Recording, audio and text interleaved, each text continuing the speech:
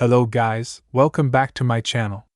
As you can see in the picture today, let's start the story of what if Issei was cheated and became Red Dragon of Remnant Part 2. Before we start, please go support ZBX6779 for writing that awesome fanfic. Now let's begin. Part 6, Fangs and a Dance. Ashbin called all the first-year students to the auditorium. All except for Carton are there, he's currently in the ICU. John stood beside his team with bandages on his head. Ashbin, students, I called you all out here today to end the rumors. As you all know, Mr. Winchester is currently in critical condition and is being nursed back to health, but it will take time. According to many eyewitnesses, he attacked 2 students. Will his team lead a number of grim towards everyone this endangering lives? Will those 3 step forward? They start walking the walk of shame. The crowd booed them and threw things at them. The staff let it happen. They knew they deserve it. Ashbin. As of this moment, you 3 along with Cardan are expelled. The crowd cheers. Ashbin. Never again will you be accepted in any other academy. Your families have been notified, and once you step out of this academy, you'll be arrested. As for Mr. Winchester, once he recovers, he'll be arrested as well. One of the 3 dared to speak up. Dove. What about Ark's transcripts? He came here using fake ones. Some looked at John while others glared at the criminal. John went pale. Ashbin. I am the headmaster of this academy. I personally oversee the transcripts of students. And if his were fake, then he wouldn't be here. But he is. He's perfectly legitimate to be a student here, unlike you 3 and your team leader. Now get out, or would you like Mr. Hi Otto to escort you off the grounds? They saw police standing there and arrested them. The students cheered and wished John a full recovery. Ashbin. That is all. Time for class, everyone. You'll need to train for the Vital Festival coming soon. They all went to their classes, as did the staff. Ashbin. Time for class. Osborne. He came out of the shadows. Osborne. Aren't you going to expel me too? I put 1 yours in the hospital. Osborne. He stopped being my student when he attacked Miss Scarlet, Ina, and Mr. Ark. You protected everyone from Grimm and took down a corrupt team. Though you were excessive when it came to Mr. Winchester. I say, is it true, about John's transcripts? Ashbin. At first. I am the headmaster, and even if they are fake, I can make them official and authentic when I see skill and talent fueled by the desire to protect. I did the same for you after all, Issei? Ashbin? Learn from this and move on. You protected your friends, and should you face such trials again, tell us. We're here to help too. Issei? Yes, sir. Ashbin? One more thing, how did you create so much ice? Issei. I have aura to spare, sir. Ashbin. Chuckles, that would explain it.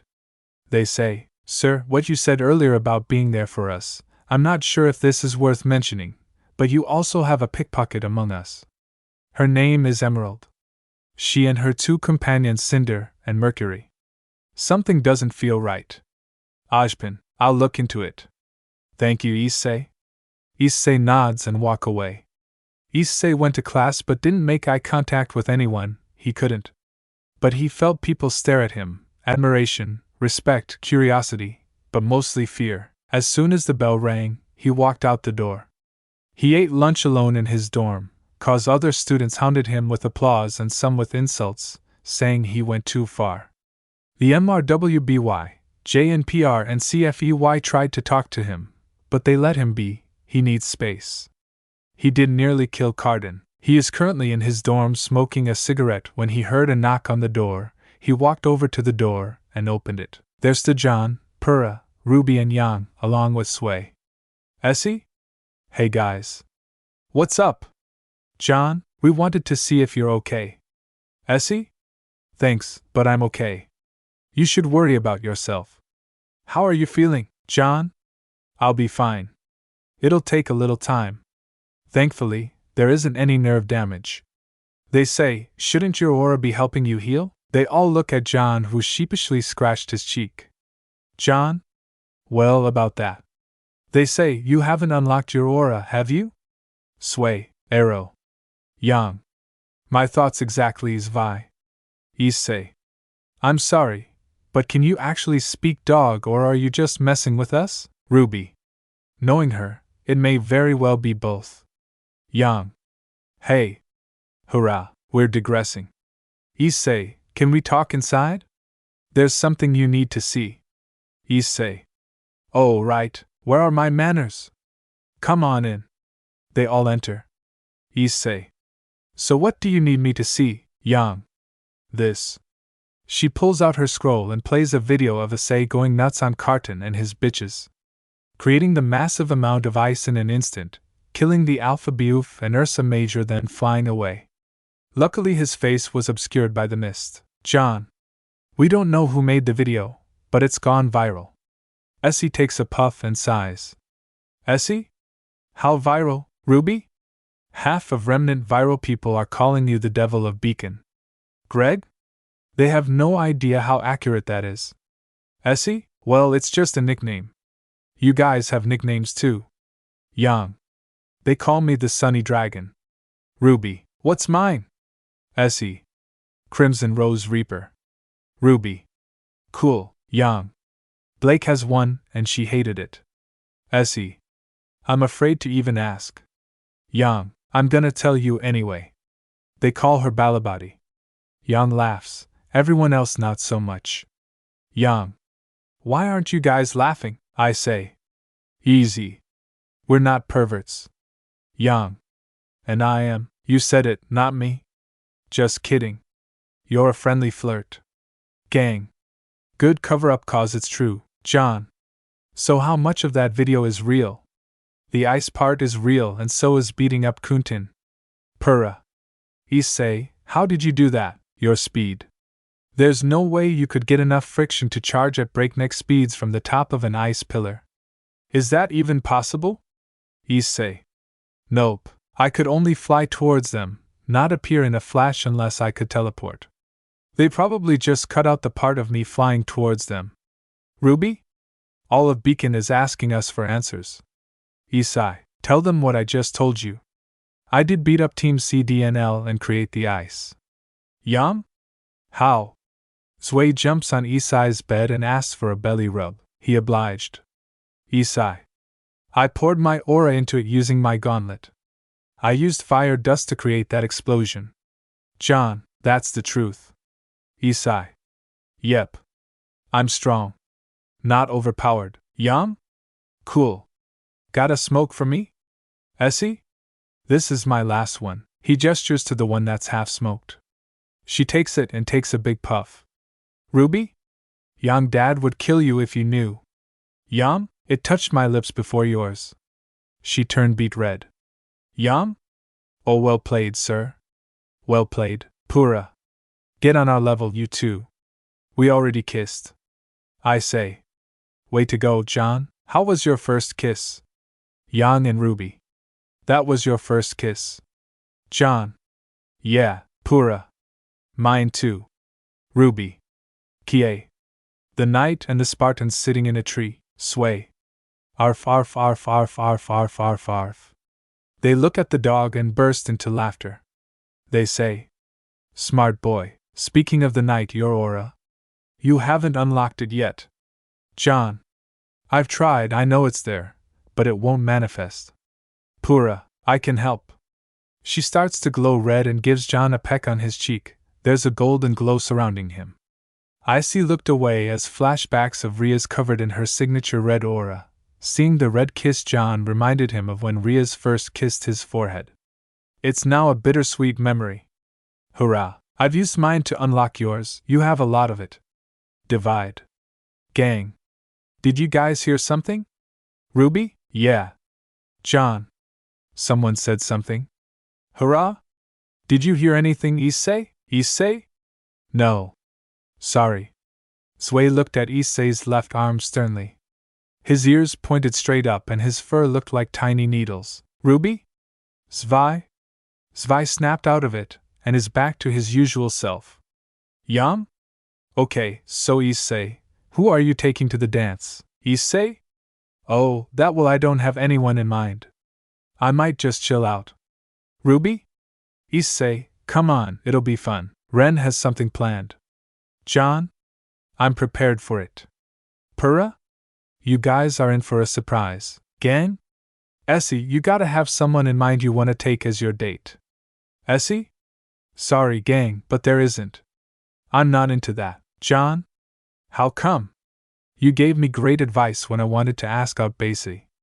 Because unlike your relationship, none of mine worked out. Gang, what happened? Basie. I'd rather not talk about it. I just wish I could forget it all, so let's move on from this topic. What are you guys planning to do today, Ruby? Going shopping for the perfect dresses and suits. Want to come with? Basie. Sure, better than just sitting around. I could grab a pack along the way. They all start walking out. Issei was the last to leave behind Purra. The others walked on. Issei. You can talk to us when you're upset. Issei. Thanks, Rias. Purra. Who's Rias? Issei. What did I say? Purra. You called me Rias. Issei. Oh, sorry, I meant Purra just slipped out. Purra. Is that the name of the one who hurt you? She placed her hand on his shoulder, and Issei immediately flinched. She backed off. Purra? I'm sorry. I didn't mean to startle you. Issei? It's okay, it's fine. Don't apologize, let's get going. They go shopping. They met up with Weiss, Blake, Nora, and Ren. The guys got black suits while the ladies picked out some dresses. Ruby was not a fan of those, especially heels. Team JNPR took what they bought and went back to Beacon. Issei and Team rwby are still out, and it's now almost nightfall. They were by the docks. Issei felt relaxed after hearing the small waves. He stopped walking and Team rwby noticed after a few seconds. They stopped. Weiss, you okay? Issei? Yeah, just enjoying the view. You girls go on ahead and have a girls' night. The docks feel calming at night. I'm gonna stay here. Blake. You three go on. I'll stay here with him. Twice. Alright, let us know if you two need anything. Blake. Will do. She goes to sit with Issei, who stares into the ocean. Issei, you like the waves too? Blake. Yes. I say. Cause of the fish? Lake. Yes, wait, no. I say. Got you, kitty cat. Lake. How did you know? That I'm a faunus. I say. Cat-like eyes, your bow twitches as if it's alive and your everything fish-related diet. Relax, I won't tell anyone. He lights a cigarette and inhales. Blake. Why do you smoke? I say. It calms me, Blake. From what? I say. A lot. Blake, I say. You want to ask me some things without causing me any distress. Right. Blake. How did you know, Basie? I see the way you all look at me, you're curious too. Wondering who I am and where I'm from. So I just know this, I've been through a lot in a short time, and I'm not proud of who I was before. Do you know how betrayal feels, Blake? Yes. Yes, I do. Someone I love betrayed me, hurt me, used me, tried to own me. Here in our gold for peace and equality. Because of him I had to let it go, I had to let go of my dream. Basie. So he's partially the reason the White Fang turned into extremists. Blake. You knew, Issei. I didn't just train in combat, I do my homework. I'm been in the same boat you are. Like you, I'm just trying to move on with my life and do some good. Blake. I wish we had met when I was in the White Fang. With your skill and philosophy, we might have done some good. I say. Who hurt you? Blake. Adam. Taurus. I say. If I ever see him, he's gonna be worse off than Cardan. What's his semblance, Blake? I say. No. Don't pick a fight with the White Fang. They outnumber you. I say makes no difference. I held back against Cardan. Blake. Just how powerful are you? I say hope you never find out the last time I went full power. He bares his teeth, clenched his fist, and a few tears fell. Divide? He calmed down. I say. Sorry, I get emotional. Blake.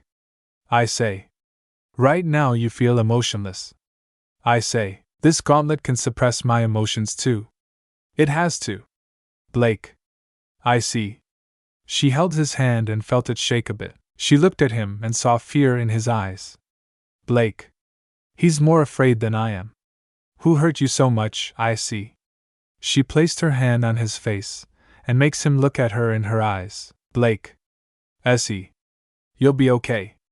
Issei. I hope so, you look like her a little bit. Blake. Like whom? Issei. She's a cat, Fran is too. I loved her.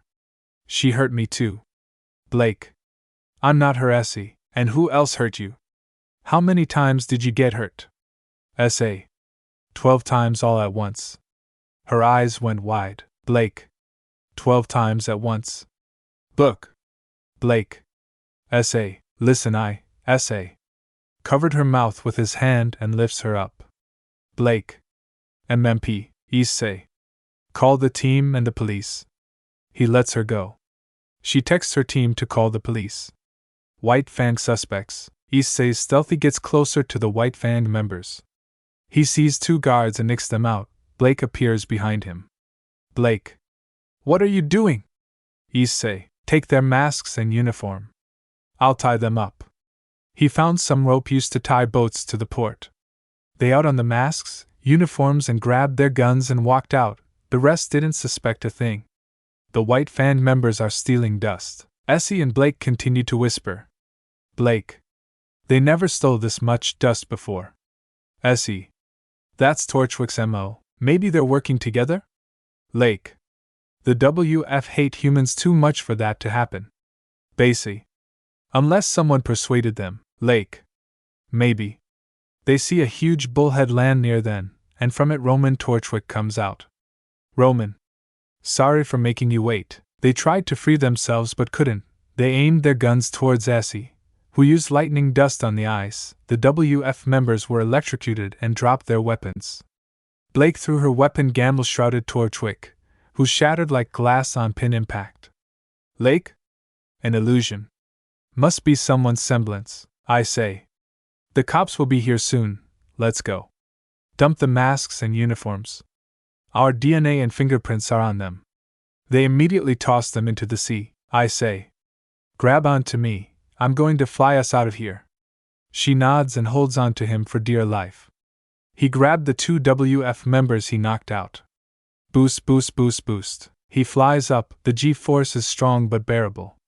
They land a little distance away from the scene. Seconds later the cops arrive. They arrest the White Fang members. Issei and Blake meet up with rwby nearby. Ruby? You two okay, Blake? We're fine. Yam? Who are these 2? She gestures at the bird and rat faunus. What? Lake facebims. Ruby. They say. Love you too, bestie, the other 3 groan. They say. Wake up. He slapped one awake. Rat. What the? Who are you and where am I? Issei. We'll be asking questions here, so answer them. Why are you working with Roman and where is he? Rat. Book you. He punched him right in the face. The rat spat out a tooth. Issei. Talker, I shove lightning dust where your tooth used to be. It's a direct shock to the nerves. People tried to infuse dust into their bodies before, and I heard that the pain made them commit suicide. Let's see if that's true. The rat, Franus, started to shake. He's not one with high pain tolerance. Rat. Okay, we're just following orders. Roman is hired by 2 women and a man.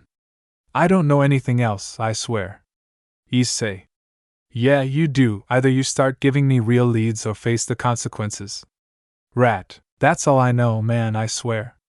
He took out the rat scroll and hit record. Issei. Very well. Hey, bird brain, wake your feathery ass up. The bird frontas woke up. Yan had hearts in her eyes as she looked at Issei being badass and making puns. Issei. Why is the White Fang gathering dust, and why use rumen, bird? They want to start a war. They plan on attacking Beacon. Twice. When and how, bird? We don't know. It's the truth. Yang. Under whose orders, bird? Our new supreme leader Adam Taurus. He killed Sienna Khan. Lake went pale and covered her mouth to muffle her cries.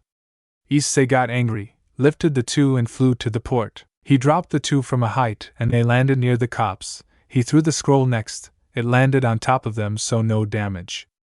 The cops looked at them and saw a recording on display. They looked up and saw a figure flying away into the night sky. Issei landed next to Team RWBY. Ruby? We need to inform Headmaster Osborne. Issei? Already on it. He pulled out his scroll and called Osborne.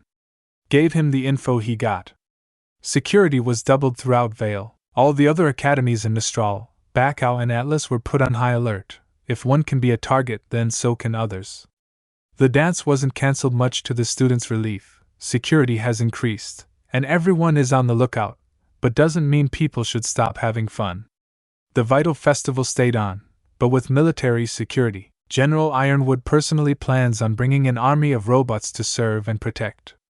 Issei took this seriously. He pulled John aside for about 3 hours a day and trained him. Issei? You're getting good, but you need to get better, John. John? I'm trying, but why want to train me out of the blue? Issei? Several reasons. You're exactly like I used to be. People rely on you and need you. You got a brain that comes up with good strategies and more aura than most. That means something.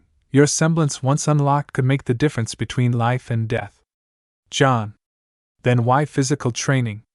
I say, you need both brain and brawn. John. Right. I want to be able to protect Para, my team. His aura started to glow. Issei. Train harder, don't let someone die like I did because I wasn't strong enough. Can you live with yourself knowing someone you care for dies right in front of you? He started to attack again. John blocked his strike. John, no. Issei? Speak up. John? No. Issei? They are going to die. John? I'm not letting them die. John is now enveloped in golden aura completely visible to the naked eye. John. So it increases strength and speed. Come at me. John, despite wearing armor and carrying a heavy shield, was super fast. He reached Issei in a split second. Issei could only block, and again he was pushed back. John? What? Issei's speed now surpassed John's. He made John adapt during their battle. John could predict some of Issei's moves and counter them. With John's semblance, his stamina increased and fought for around an hour. Issei, well done, vomit boy. John. It was one time. Huffed. Issei, keep training and you'll be a damn good huntsman. You'll make your family proud. Your future wife and kids will be blessed to have you. John. My my wife and kids. Issei. You and Pura are gonna have strawberry blonde-haired kids. I'm calling it. Nora. I wanna bet on that. I say. Where'd you come from? John. Dude, don't even question it. I say, okay. Nora. So what's the starting bet? I'm 500 lean if John and Pura have kids with strawberry blonde hair. Nora. And if they have separate hair colors? I say. Then I'd pay you 500 lean. Nora. You can pay me in 500 pancakes. I say. Deal. They shook hands. John. Facepalms. John. Guys, you're betting on my future kids. They say. Alright, new bet. Let's ask Pura what she'll say. If she disagrees with Nora and I about you two having kids, then the two of us will sing during class and get detention. If she agrees, then you wear a dress to the dance. John? Done. Prepared to sing you two. They go and ask Pura. Time skip to the dance. Teams RWBY and JNPR are walking like a baddest squad. Well, they would be if John wasn't wearing a dress. Issei and Nora are still trying to contain their laughter. Team RWBY lost their shit when they saw him. Ren looked a little embarrassed. He planned a dance and look what happened. John? Ready to dance? Hurrah! Are you sure you want to do this, John? The crowd went wild. Weiss danced with Neptune from Team SSSN. Yang and Blake shared a dance. Issei had shared his playlist with the DJ. She loved his taste in music. She saved some to remix later. Issei. Hey, want to dance? He asked Ruby. Ruby, are you okay with me as your partner? I say. Sure, let's have some fun. Our Red Riding Hood should fear no wolves. Ruby, is that from one of your stories? I say. Yes. I'll tell you after the party. Ruby, then tonight I shall dance with the devil under the moonlight. The teacher saw JNPR dance and didn't want to let them have all the fun. Ajpin? Let's show them we still got it. Port. After the dance, Issei told Ruby of the story called Little Red Riding Hood. She liked it cause the story had cookies in it. The next day, Issei and Pura are called in by Osborne. Issei? You need us, headmaster? Osborne? Yes, Issei. Thanks to your info given to us and the police, we have increased security, and General Ironwood is bringing in a new line of defense. Issei? Such as? Linda. It's a mech, and we would like for you to help us test its capabilities. You want me to pilot it? They shared a glance. You want me to battle it, don't you? Yes. Sure. I hope at least it's a warm-up. What about me? Ajpin, my apologies for ignoring you, Miss Nikos. Tell us, what's your favorite story? What does that have anything to do with us? Well, there's the story of the four maidens, the man with two souls, and the tale of the two brothers. Osborne, what if I told you it's real? Para. So they do have magic here? Para. What is, Osborne? Magic, Miss Nikos. What if I told you that the maidens are real? Pura. Linda, perhaps we should show her, sir. Ajpin. You're right. Follow us, you two. They followed them into an elevator that went deep below ground. Issei. Who are the maidens? Osborne. Issei. Interesting. They reached the bottom and the doors opened. They see a very spacious room, but at the end is a capsule-like machine. They walk towards it. They see a woman with short brown hair in one of the capsules. She has a big scar on her face. Pura. Who is she? Linda, that's Autumn. The Fall Maiden. Pura. So what's she doing here? Linda, she was attacked and half of her power was stolen. She's alive thanks to this machine. Pura. What does this have to do with me? Ajpin. We would like for you to be our next Fall Maiden. Hurrah. Basie. Linda. Take your time to decide. Para. But why me? Ajpin. Because you are the perfect candidate. Strong, skilled, intelligent, humble, and the will to do what is needed. Basie. That's why there's an empty capsule next to Autumn's. It's to transfer her powers by force. Ajpin. Allow me to explain. Miss Autumn is dying and there's nothing we can do. The maiden's powers can only be wielded by women. They can only be transferred after one passes away. The lady in their final thoughts is the one who receives the power. Otherwise it will go to any random woman who can misuse the power. It's the power of the four elements at their fingertips. No aura is necessary. They say. There's more to it, right? For women with the power of the elements. Never more, never less. What else? Ajpin. Very astute to say. You're right. That's where the story of the two brothers comes in. They are the creators of our universe. They resided here on our world. They gave humanity the ability to use magic. But one woman severely abused it. She led an army against them, and they took away their ability to use magic, rendering them powerless. They soon left our world, but not before an old man begged them for their forgiveness. The gods took pity on him and gave him a task. To find worthy hosts AK of the four maidens, only they can access the relics. I say. Relics. Ajpin. When collected, they will summon the gods, and humanity will have the chance to show them that they have changed for the better. Greg. As usual, he knows more than he's letting on. Para. I need time. Linda. Very well, but we'll need your answer by the end of the month, perhaps after the Vital Festival. Para. I'll give you my answer by then. I say. I understand wanting to show her all this, but why me? Linda. Because you're as strong as fully trained huntsmen, if not stronger. We'll need you to protect the next Fall Maiden. Just in case we should have someone else alongside us. Pura. I recommend John. Pura? What? Issei? He's unlocked his semblance. He gave me some trouble during our sparring match. He's been experimenting with his aura and has some unique abilities. He's as fast as Ruby when she uses her semblance. He's as strong as I am. His reflexes are excellent. He can even think faster and counter attacks mid-battle. All that happened in a few seconds' time. Ajpin. I knew he would do great, but that's beyond my expectations, Linda. He might have surpassed you, Miss Nikos. Purra. That's my boyfriend for you, giggles with pride. They say, Team JNPR is quite something. Ren is a ninja who can render himself invisible to Grimm, nor is Thor reincarnated. John is now every Grimm's nightmare, and you as the potential fall maiden.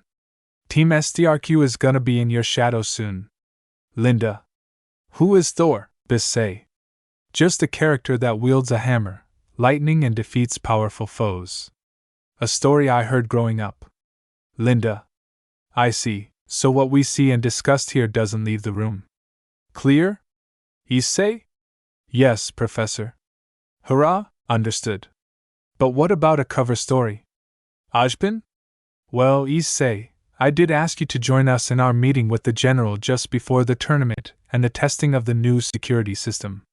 You two are two of our best fighters, so I say volunteers. Linda. That will work. They exit the room. I say and Purra exit the office. They are alone. Purra, do you think I should do it?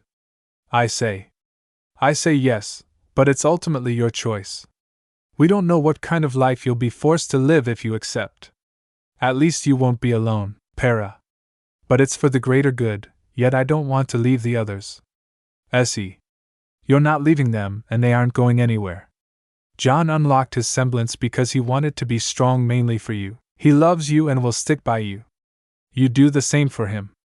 You loved him at his worst, he loves you because you're you.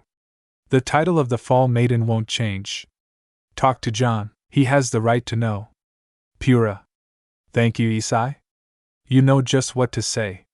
Issei. They are warriors, they wielded only shields along with a spear or a sword. One king defeated an entire army with only 300 men.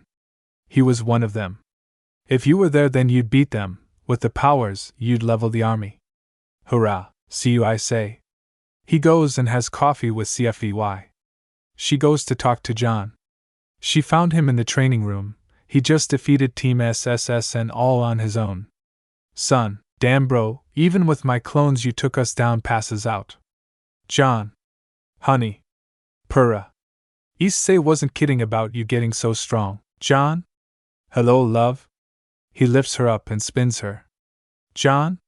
Always a pleasure to see you. Hurrah? Ditto, John. I need your opinion on something. John? Sure, he puts her down. Hurrah. Let's talk alone. They go outside and she tells him about the responsibility she has. John says that he and the team will be there 24/7 to share the burden, cause that's what teams do. A few days later, a bullhead comes to Beacon and drops off a 15-feet package. Inside it is a mech. An Atlassian soldier is the pilot, and Issei battles the mech.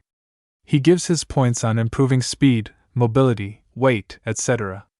It was currently hidden in a safe location for modification, but the next day it was missing. Part 7, The Tournament and Battle. Hurrah accepted the responsibility as the next Fall Maiden. Osborne assured her that the machine transfers the power safely without harming the previous host. Issei saw these powers as sacred gears of sorts. They are given randomly. People can take it away, but it leads to death.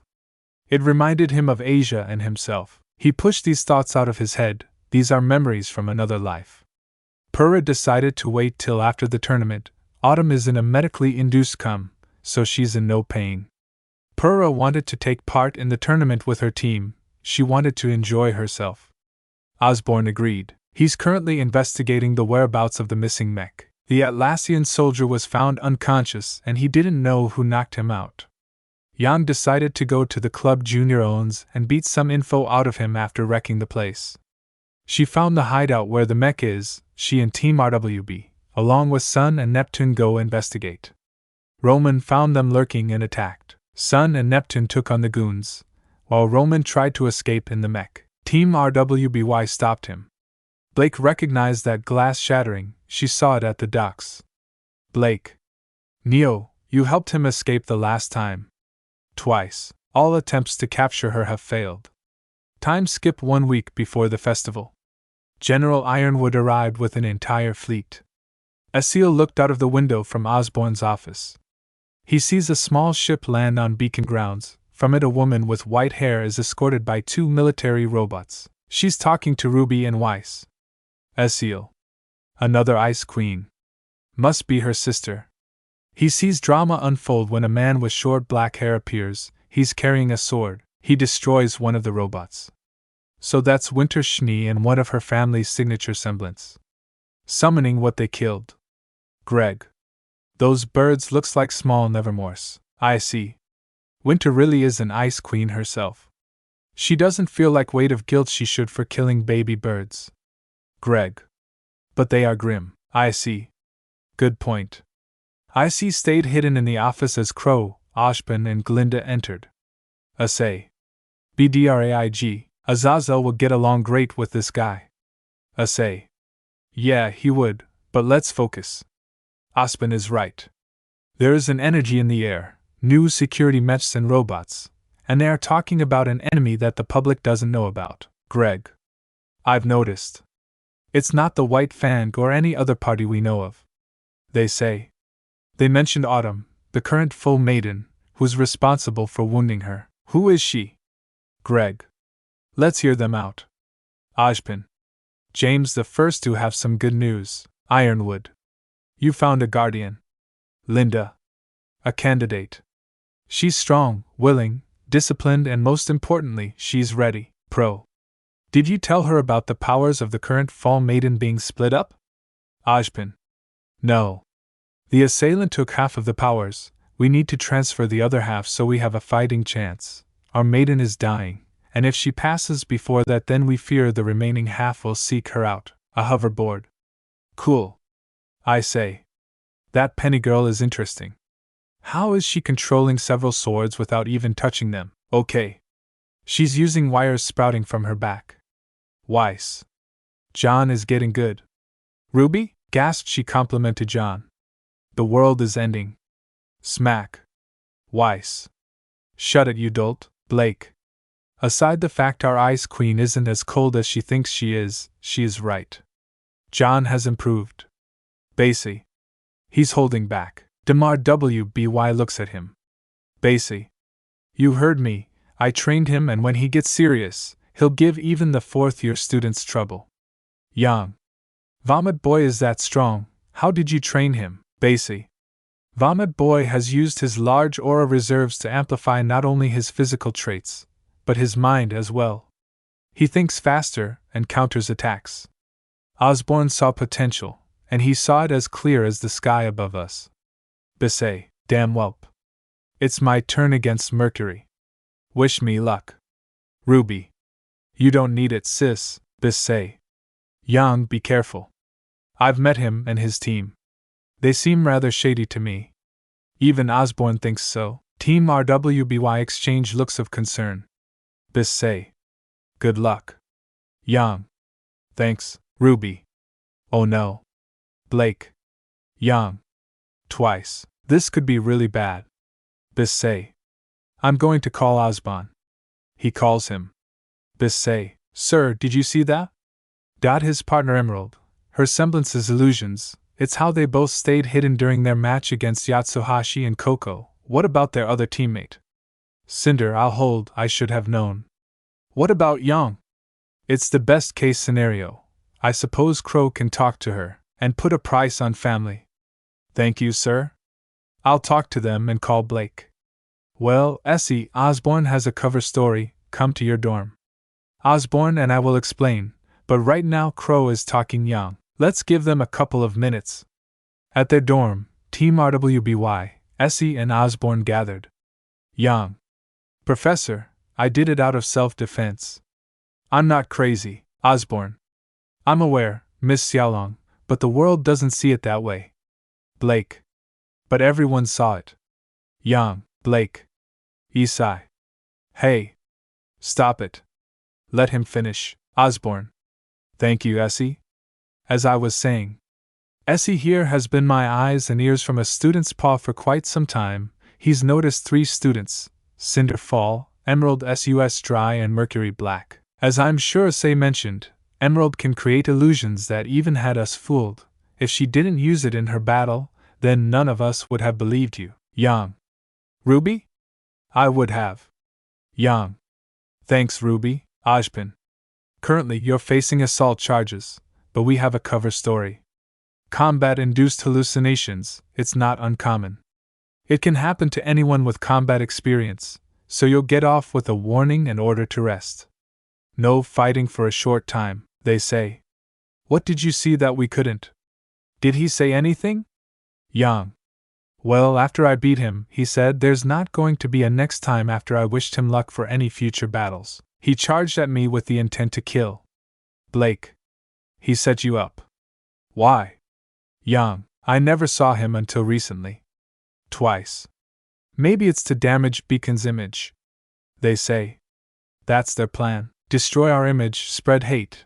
People don't protect what they hate. Less security, which leads to openings for attacks. Emerald and Mercury are working for the terrorists. rwby, I say. We can only assume Cinder is working too. Osborne? No need, it's confirmed. I say, when you mention their names, I check the database. They have faked their way in, their transcripts are forged. Whoever made them is skilled. I'm ashamed of myself. I hope you can all forgive this old man. Issei, we're dealing with Adam Taurus and the White Fan members who follow him. According to our source, he smiles at Blake, who'll kill cause he can. He cares about supremacy, not equality. Ajpin. Now all of you are in danger. Ruby, tell us how we can help. Ajpin smiled. Issei. I want you 4 to join hands. Or by. Why? Issei. Trust me on this. You'll be needing it. They joined hands. Issei kept his gauntlet on one of their hands. Boost, boost, boost, boost. Transfer. They felt their aura double. Ruby. What is this? Twice. I feel different. Blake. My aura. Yang. Wow. Issei. Use it wisely, it won't last forever. They nod. Ajpin. Prepare yourselves, all of Beacon should. General Ironwood's robots can't do what Huntsman can, and that's part in my language is kicking ass. They smiled. Issei smirked. Yang, does that smirk of yours mean you're going to show us what you can really do? Issei. Sure, but when I fire dust in the air, everyone clear out. Let everyone know. Yang, please be the father of our children. Ajpin. Would you like some coffee milliseconds? Xiaolong, because you seem thirsty. Basie, Weiss, Lake and Ruby. Yang. Jealous. Weiss. Admit Yang he won. Yang. Basie. Now we know what he's a professor of, how to get away with murder. Damn, Ajpin had a smirk. Yang. I hate you all so much. I say. All we love you too, our Sunny Dragon. There's one last match. It's Per versus Penny tomorrow. Ruby? As much as I want to watch the fight, I think we should go on patrol, see if we can find the 3 imposters among us. Lake. They really are the most suspicious. Yang, Emerald and Black are acting sus. Osborne calls the staff, Ironwood and Crow. Issei and Timur WBY go spread the word that they should be prepared. The next day there are reports of grim sightings. Mercury and Emerald are gone, Cindero's nowhere to be found. White Fang disappeared and people are doubting Beacon, but the final match continues as Atlas military is ready for anything. Issei is standing by Ajpin. Ruby walks around the arena while everyone else watches the match. The match is about to begin. Ruby is walking around and sees a figure. Issei. She's an android. The Osborne, Dr. Polendina outdid himself this time. Issei. So you know her maker? Of course you do, Greg. Issei. All of this will attract Grimm, and a lot of them. Issei. Sir, I have to go. Osborne. Understood. Issei calls John and Pura and tells them to come in right away. Yang was framed for assault, and now Pura is being framed for murder. They have to get back before the military arrests her. Ruby from the distance only saw Penny cut into pieces. She failed to notice that there's no blood. Her friend is dead. She fell onto her knees, tears welled up in her eyes, and for the first time they hurt. Ruby? Why my eyes hurt, Penny? Her eyes started to glow. Ruby? No, no, no. Peony? She unleashed pure light from her eyes. Hera heard Ruby's cries louder than the panicking crowd. She fell to her knees. Hera? I killed her. John? She was an android, Purah. She can be repaired. You didn't kill anyone. I'm sure whoever made her can fix her. It's all external damage. Right now we gotta go.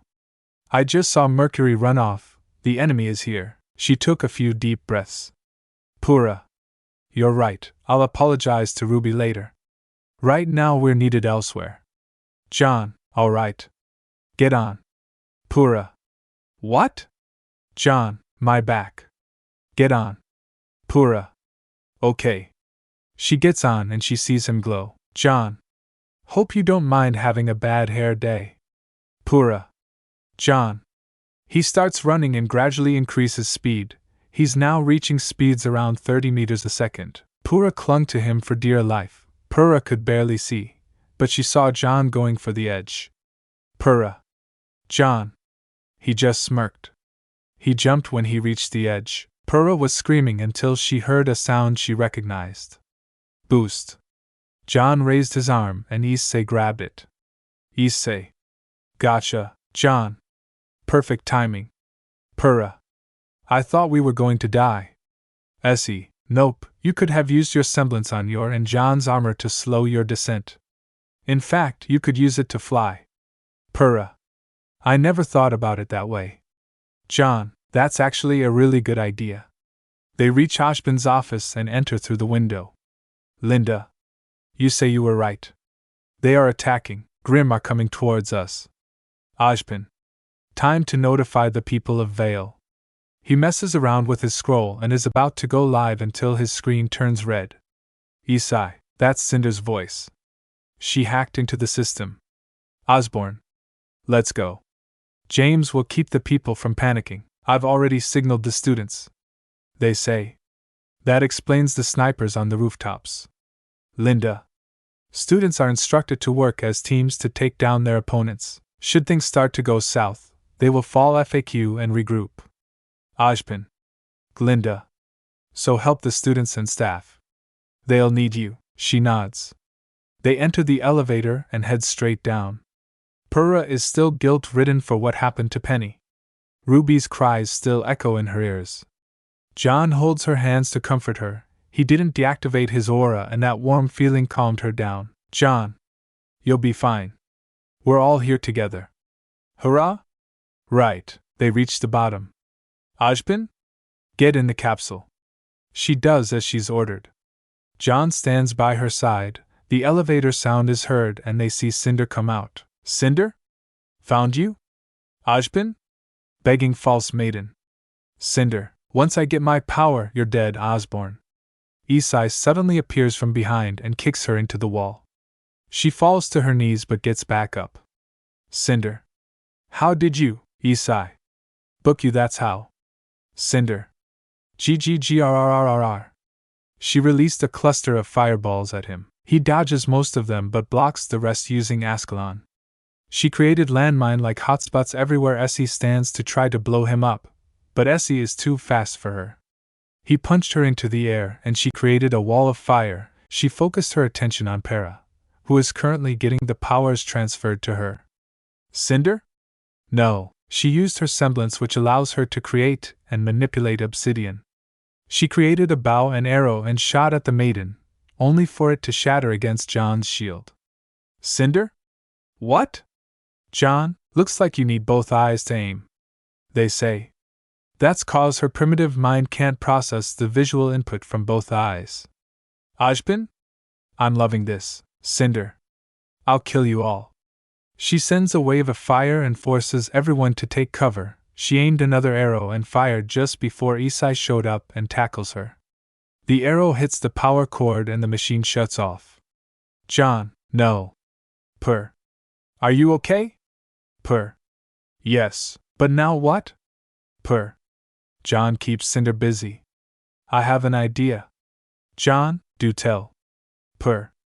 Boosts once and transfers that power to John. He feels even stronger.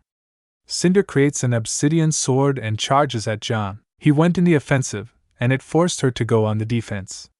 He saw the look in her eye, the looks of cold murder and desire. She'll stop at nothing to get what she wants, that includes killing Para. He looks at her with the same gaze, no hesitation. He swung down and shattered her sword, but it didn't stop there.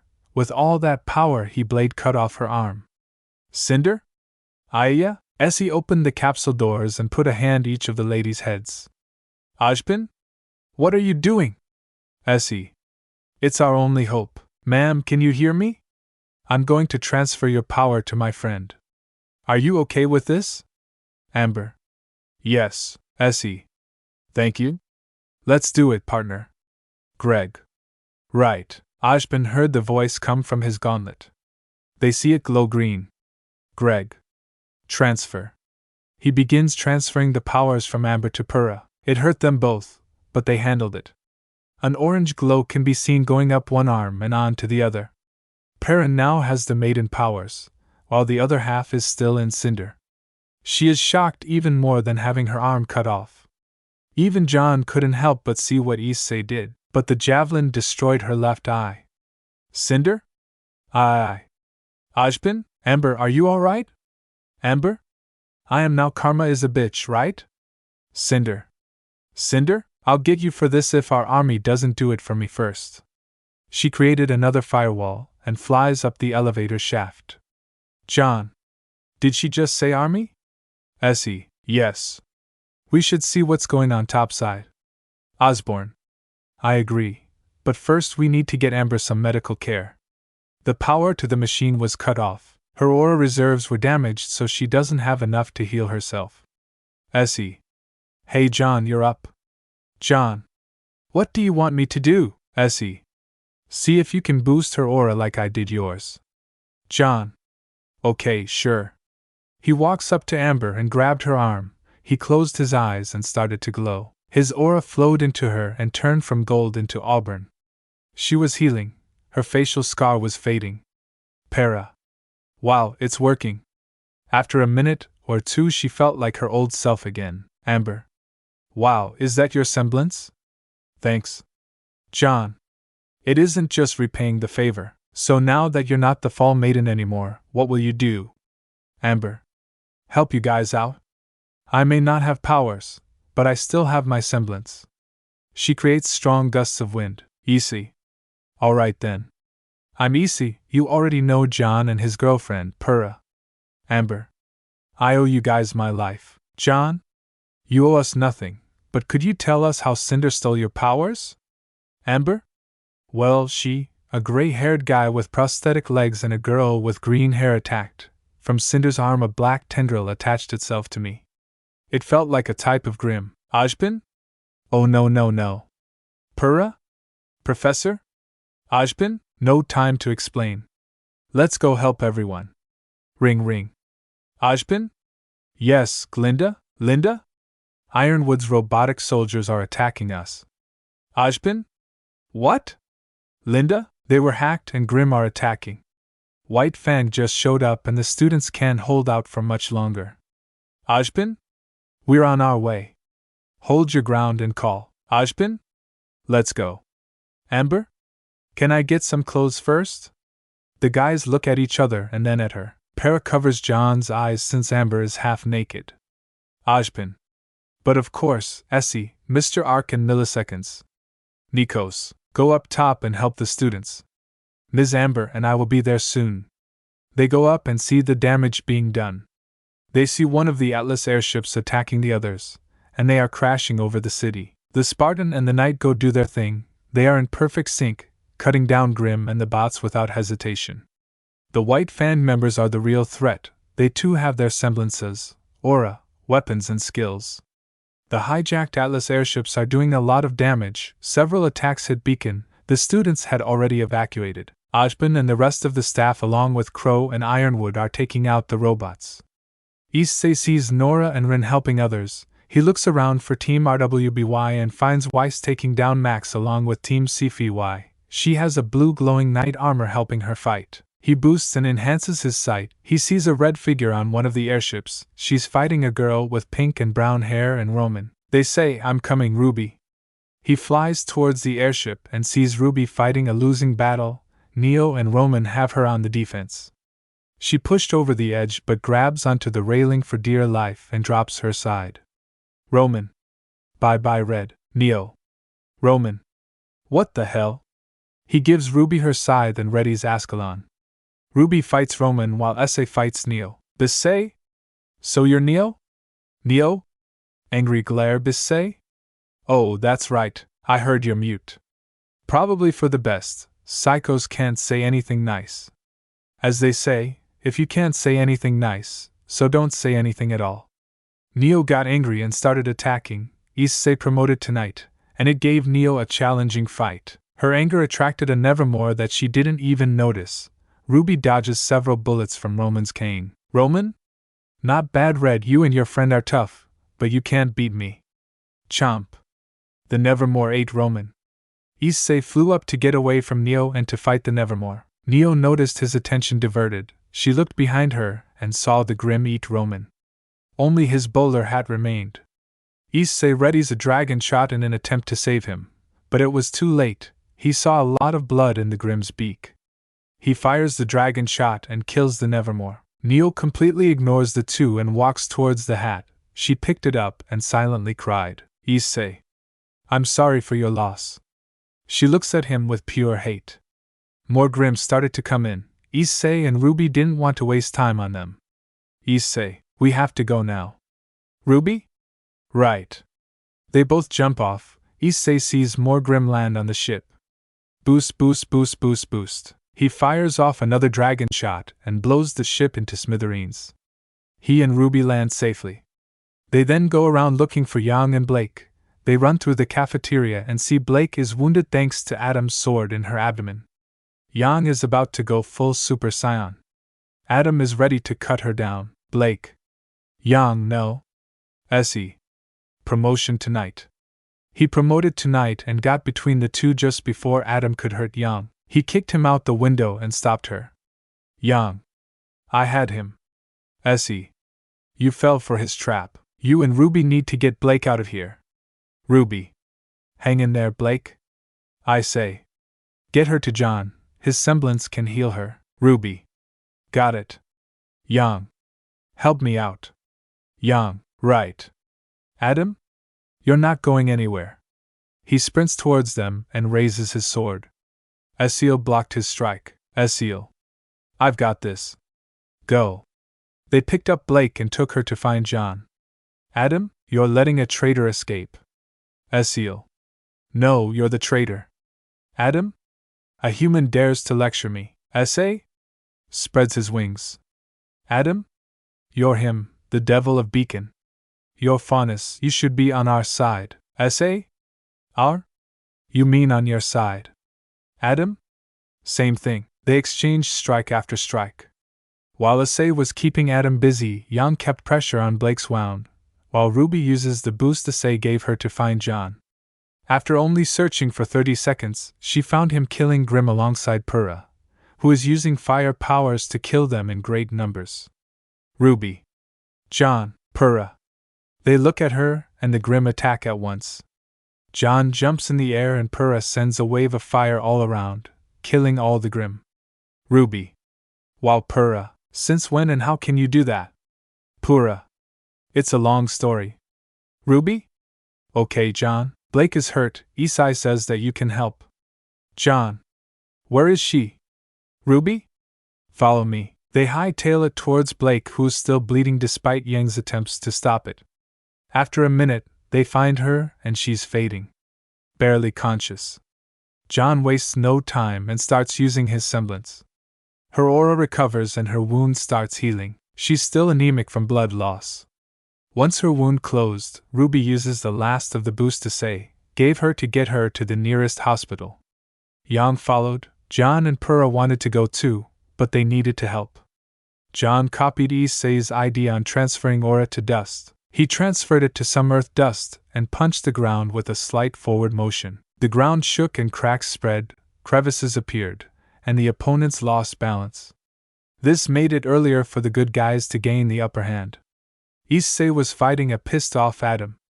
Adam blocked just about every attack using his sword. Issei's rook promotion was starting to meet its match. Every time Adam attacked, his attack was slightly stronger than before. Issei. It's like Yang's semblance, but he uses his sword, I see. He tanks the damage and sends it right back without having to feel it.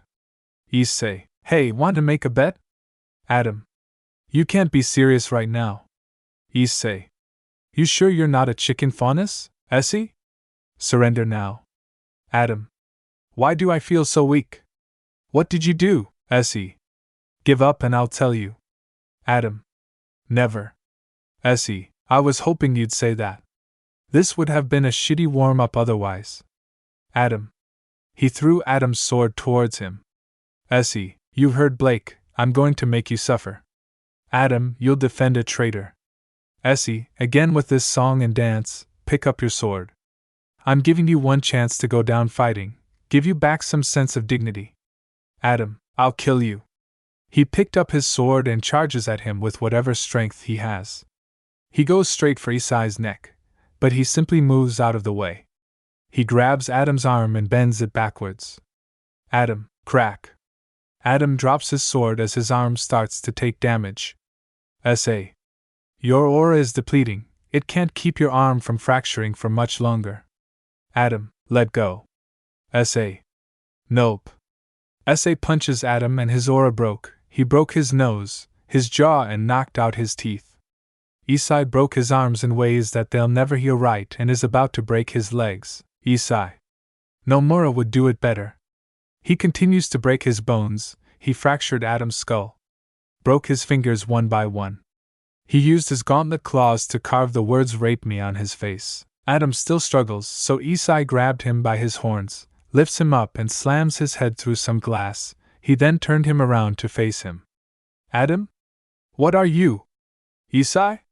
I already told you I'm a devil. He spreads his wings and lets out a growl. His eyes turn green and has a manic smile. He picks up Adam's sword. Adam starts screaming as Issei flies out the window while still holding him by his horns. He flies up to a higher vantage point and holds Adam over the edge. The White Fan members see this and stop fighting. Issei. Surrender now or he pays the price. All those who weren't fighting the Grimm and robots turn to look at him. Adam is bloodied and beaten, his skin is carved and his bones into pieces. They see Issei's glowing green eyes and bat wings. They see a devil. The devil beat Adam to pulp. Adam, kill him. They aim their weapons at him. Issei uses Adam as a meat shield. They lower weapons, fearing they'll kill Adam. Issei, final warning, stand down. The staff destroy all that's left of the robots, communications are back up, and some students start to live stream it. It's all over the media now. Issei. White Fang. You have lost your honor all because of this short-sighted fool. Your leader is a dead man living on borrowed time that I give him. Use your weapons on the Grimmer, lower them, go home to your families. Many of you have your whole lives ahead of you. Don't throw it away here. I don't want unnecessary bloodshed. Throw away those grim masks, you're not grim. You're faunus. Go or Adam here pays the price. WF, shut up, devil. They aimed their weapons at him and fired. Issei dodged a few bullets and two hit Adam, one in his knee and the other in his shoulder. He screams. Issei is now really pissed. Issei grabs Adam's horns and breaks them off. Adam screams from the pain as two blood streams trickle down his face, staining the rooftop they stood on. Issei. Now you're basically human. I've turned you into what you hate. Promote to Queen, play the song on top. He flies up and boosts, fires off dragon shots where the White Fang are. Some manage to avoid getting blown up, others not so much. Their auras broke, severe injuries and several dead are dying. Issei channels the power in both swords, breaks and wounds his targets. The beacon students clear out of his way. Issei is showing almost no mercy, and they didn't want to be his next targets. The White Fan members are scared out of their minds. They tried dust, bullets, grenades, etc. on Issei, but he avoids it all. Everyone watching are in awe. Blake got treated at the hospital and is watching Issei basically massacre the White Fan gang. Is that really Issei? Blake, it's the side he didn't want us to see. All that fear and worry is attracting all sorts of grim straight towards the White Fan. Issei diverted his attention towards them and fired off more dragon shots at them. They were killed instantly. The White Fan rushed him. Big mistake. The increasing stench of fear, blood, and rage. It's attracting all kinds of grim, including a dragon type. Issei crushed ice dust in his palm and boosts. He throws the ice dust, and ice shards rain down upon them. He uses lightning dust and aims for the dragon. Boost, boost, boost, boost, boost. His arm releasing the barely contained lightning storm. He focused that energy towards that dragon and releases it. A literal lightning dragon flies out of his palm and kills the dragon. People could have sworn they heard it roar. He sees more flying grim in the air and flies up, boosts several times and transfers it to some fire dust. He unleashed a torrent of flame 360 degrees and continues to boost it. The ever-growing flame lit the sky ablaze with grim ash raining down. Pura, bloody hell. John. Remember to say that in front of Yang. It does look like hell is raining down. The remaining attackers ran for their lives. Everyone watched as they land on top of the CCTS tower. His wings out, his glowing eyes could be seen looking right through your soul, even from 12 stories up above, the sky lit ablaze with black ash falling. Only the sounds of the raging flames is heard. The world is silent. Some of the White Fan attempting to run are arrested. Ironwood looks at Osborne, who looks back at him. Ironwood? Osborne, who or what is that? Osborne? My student. Issei looks at Adam, who looks back feeling pure terror. Issei flew to Adam to try to get up and run away. He kicked Adam to the ground. Issei. You're not going anywhere, human. Adam. Please have mercy, Issei. Sorry. All out of mercy. He lets out some of his dragon aura, and Adam sees it. A silhouette of a red dragon behind Issei. Adam screamed and the sound echoes throughout Beacon. Grim felt his power and retreated. The live feed continues. They too saw the silhouette for a few seconds before disappearing. The ice shards reflecting the fire above. In a few minutes, Issei alone induced fear in everyone's hearts, friends and foes alike. Only the thunder and rain remained. Part 8. Time apart. The Battle of Beacon had ended. Only casualties are the White Fan extremists. Dozens of Beacon students are injured. Luckily, they'll heal. Adam was taken away by the authorities for treatment, then life in prison. Issei kept his sword as a trophy. He went to visit Blake. He hid his wings in the gauntlet, his eyes now brown. The hospital staff didn't recognize him as the Devil of Beacon. They let him in and show him where she is. He knocks on her door. Blake. Come in. He's relieved to hear her voice. He enters, and as soon as he did, Yang, Ruby, and Blake froze. Issei looked at them and then their scrolls. They were watching the news showing Issei killing the White Fan, grim, and setting the sky on fire. He stayed by the door and spoke after a few seconds. Issei. Hey, how are you feeling, Blake? I'm fine, thank you. Issei. You're scared. I don't blame you. Weiss and the others are on their way. All the students are okay. Couple of injuries here and there, but they'll be fine. Ruby. Except for Penny, Issei. Ruby. She's Ruby. An android, I know. Issei. Which is why she can be repaired. We'll see her again. Pura didn't mean to do that, you know. Ruby? How can you be so sure, Issei? I saw the look in her eyes. She was looking in all directions when Penny was right in front of her. She saw something that wasn't there like Young did. Ruby? Issei, take care. He walks out the door and leaves the hospital. As soon as he does, he sees Weiss stop right in her tracks and looks at him. Issei. Room 326. She's okay. Weiss. We'll talk later, Issei. She runs past him into the hospital. He sees other teams coming and flies away. What would you tell them? Issei. Nothing yet. Greg. All of Remnant saw. Issei. It's dark. They didn't see my face clearly in both videos. If they're afraid of me, then I'll just go somewhere else.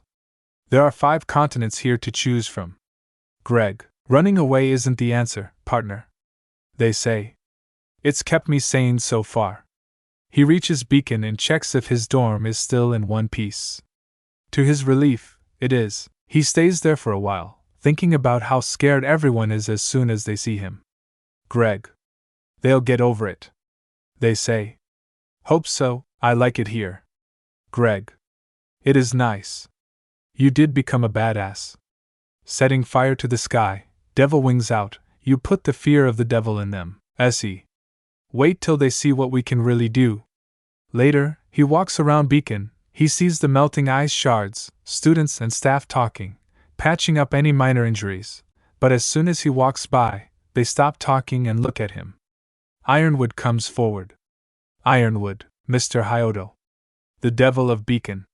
You're coming with us. They say. On what grounds, General? Ironwood? General's orders. I see. That's basically because I said so. Ironwood, James, enough. You're making a scene. He helped us prepare for this battle and win. Ironwood looked around and saw everyone looking at him. Ironwood, very well, are you willing to talk at least? I say. I'll tell you what you want to hear. I'm not here to cause trouble. I just want peace and quiet like most. I'll be your ally. But if anyone thinks that they own me, then well, you already saw a small example earlier. Ironwood, you're strong. Atlas could use a protector like you. I say. Atlas has the Aesops. You don't need me, Ironwood. Sigh, we do need you. They say.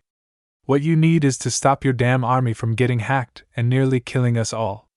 The crowd looked at Ironwood angrily. The White Fang and Grim are enough to deal with, but his bots attacking just made it worse. Not only has Beacon's reputation been damaged, but also Atlas's reputation. Issei. Take care, General. He gave a half-assed salute, then walked away. Osborne had a small smirk. Issei doesn't want to be forced to join a side he doesn't want, Greg. He wants to use you and experiment on you. I say he'll die before that. Ojpin. Repairs are going to take some time. It's best to send the students home. Linda. Not all have a home to go to. To some, Beacon is their home. Ojpin. They'll have to go with the other students. There's nothing we can do. We have to rebuild Beacon as soon as possible. Ironwood? Atlas will help, it's the least we can do. They are to collect their belongings and gather at the campus grounds where Bullheads will send them home for the time being. Issei was in the Forever Fall forest practicing with Adam's sword. Issei. It's a nice sword. Greg, nice color too. He received the message Ojpin sent and reads it. He flies back to his dorm and checks the group chat. Both Team RWBY and JNPR are going to meet up at a cafe in Vale in the morning. Blake was later discharged. They meet up the next day. The cafe has a balcony, and the two teams are about to sit down when they hear the sound of wings flapping. Issei. Hey guys. Bran. Hey Issei. Issei. Everyone doing okay? They nod. Issei. So you guys got Osborne's message? Twice. We did. We don't want to leave. I say. At least most of you have a place to go. Nora. Ren and I are thinking about looking for part-time jobs and find a place to stay here in Vale. What about you, Issei? Issei? I'm not sure. I might see the rest of Remnant, but I have a feeling that this attack was just to start something. They exchanged glances. John? Okay, let's talk about the main thing we have in mind, Issei. Just how did you do what you did? Nora? Yeah, I must know. What kind of training did you do? Can we be that strong? Issei. The training I went through would be too much for even you, Nora. Everyone? Too much for Nora. Issei. Yes, it's best to train however it suits you. John, bro, come on. There's more to you than that. They say? John, I came here for a fresh start. I've left my old life behind. It involved my partner and I, along with many more, to constantly risk getting hurt or dying even more than huntsmen and huntresses. I've had to deal with things that made Grim look like child's play. You guys are skilled, but in my old life, you wouldn't last long. He took out a cigarette and lit it. Issei. So what are the rest of you going to do, Ruby? We go back home. I miss Dad and Zwei. I miss that dog already. Yeah, he's a good boy. I might stay with family here in Vale. John?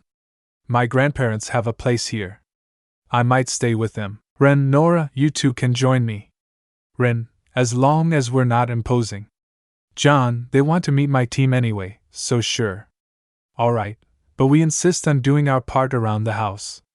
If Grandma isn't constantly stuffing you with pancakes, then sure. Nora? Guys? Ren? No. Yum? Hang in there, Ren? What about you two? Blake?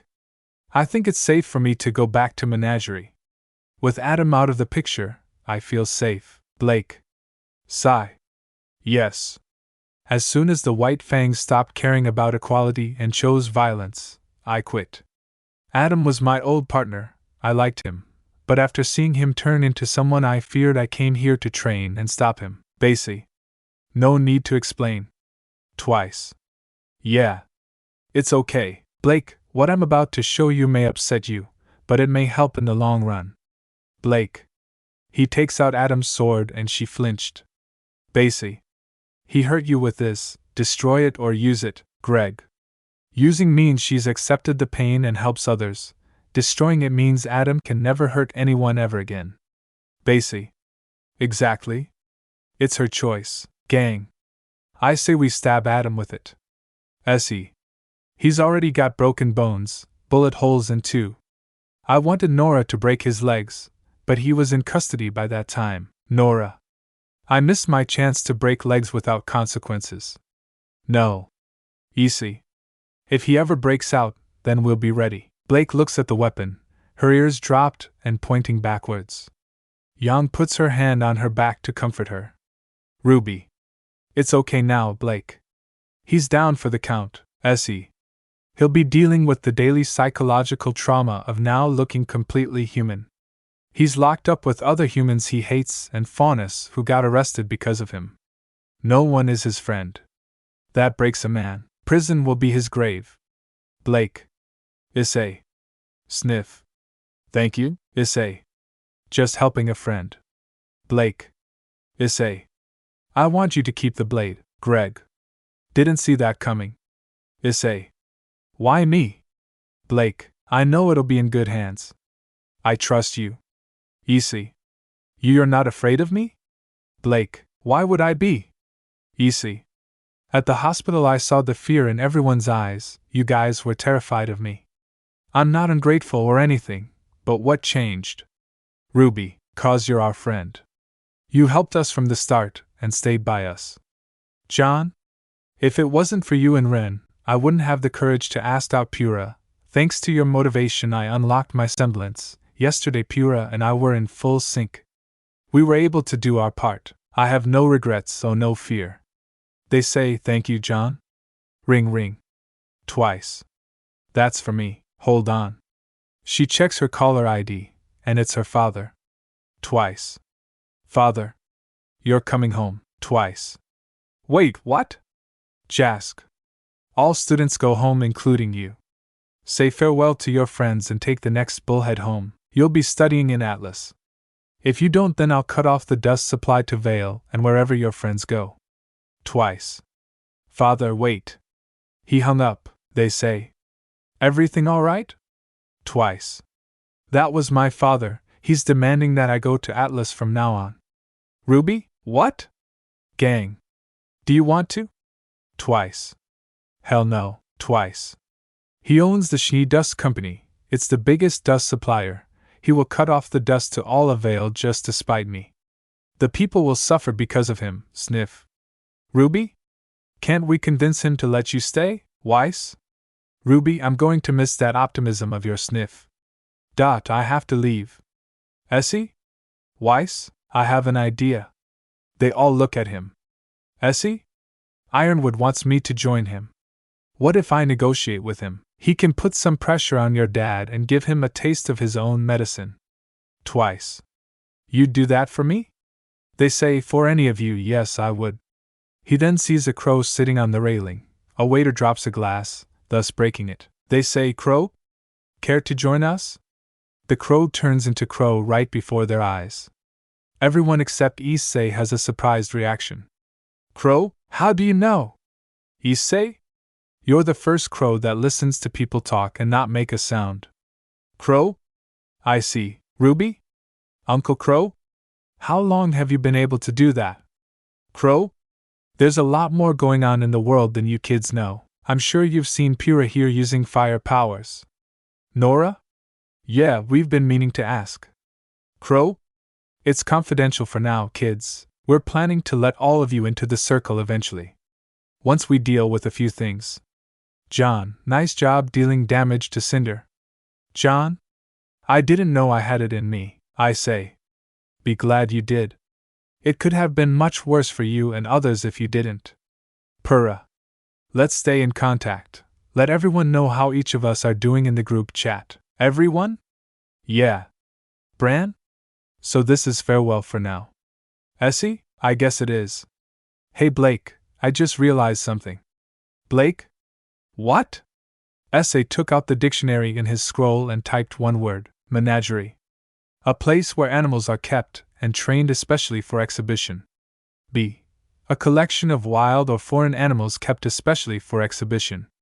Everyone backed away from her as her pupils shrank from her rage. Blake.